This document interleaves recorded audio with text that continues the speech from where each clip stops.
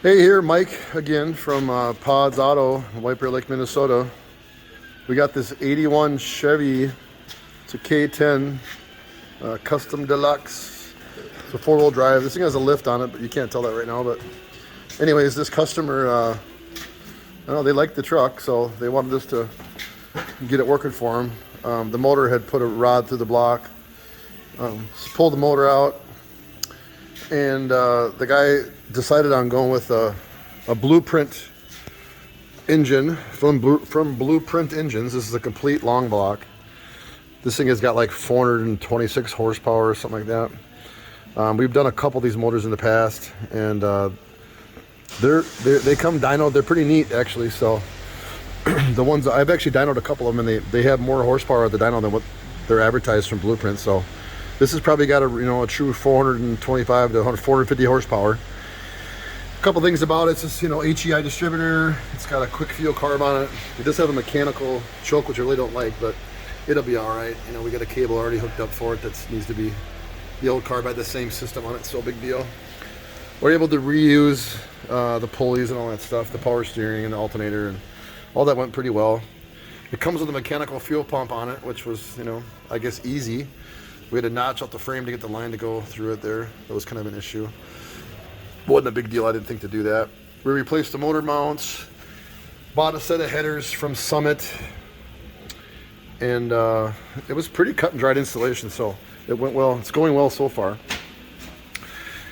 The transmission is still the stock transmission, so I imagine in about a month you'll probably need a transmission.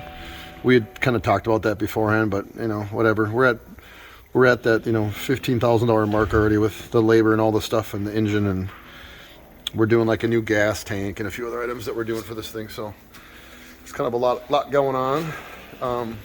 But yeah, this is like the first step. So we're gonna try to do a little video of it running, and then we'll do a little test drive and see. Okay, so we got this Chevy back together finally. It was a process, but it worked out good. I kind of went through most of the stuff we had to do last time, but there was a little bit of modification for the headers on the frame to get them not to hit.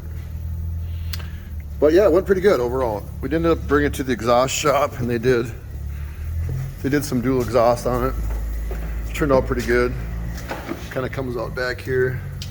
We put a turbo muffler on there we got them from Summit, but you really can't see those from here very well, I guess, but they're in there. Anyways, whatever. That turned out good. We did actually put in a set of aftermarket gauges, and they're from it's from New Vintage. They make this gauge set you can put in your truck.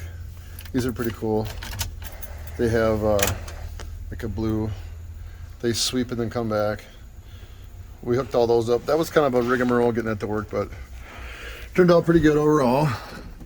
This thing does have kind of a pretty good bump to it.